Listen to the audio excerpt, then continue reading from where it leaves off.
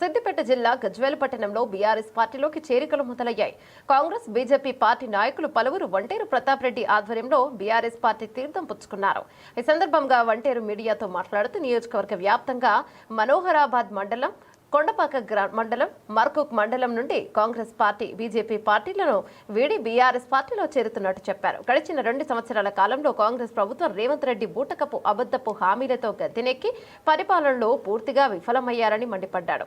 ఏ గల్లీకెక్కినా, ఏ వాడకెక్కినా sir సర్కారు car, KCR సరే మళ్లీ అధికారంలోకి రావాలని కోరుకుంటున్నారన్నారు.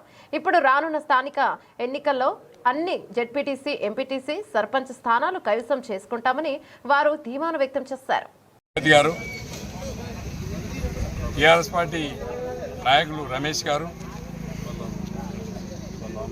టీఆర్ఎస్ పార్టీ నాయకులు బలరాం రెడ్డి అన్న గారు, అదేవిధంగా చాలామంది సీనియర్ నాయకులు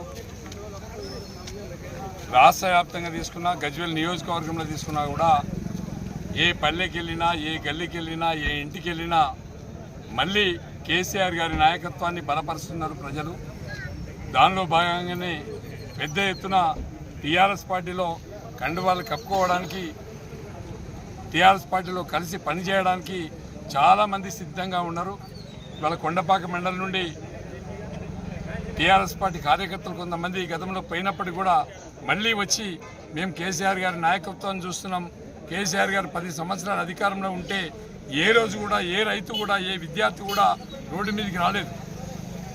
అన్ని విధాల అన్ని సౌకర్యాలు కల్పించి అభివృద్ధి, సంక్షేమాన్నితో పాటు రైతాంగాన్ని కూడా సంతృప్తిపరిచినటువంటి నాయకుడు కేసీఆర్ గారు.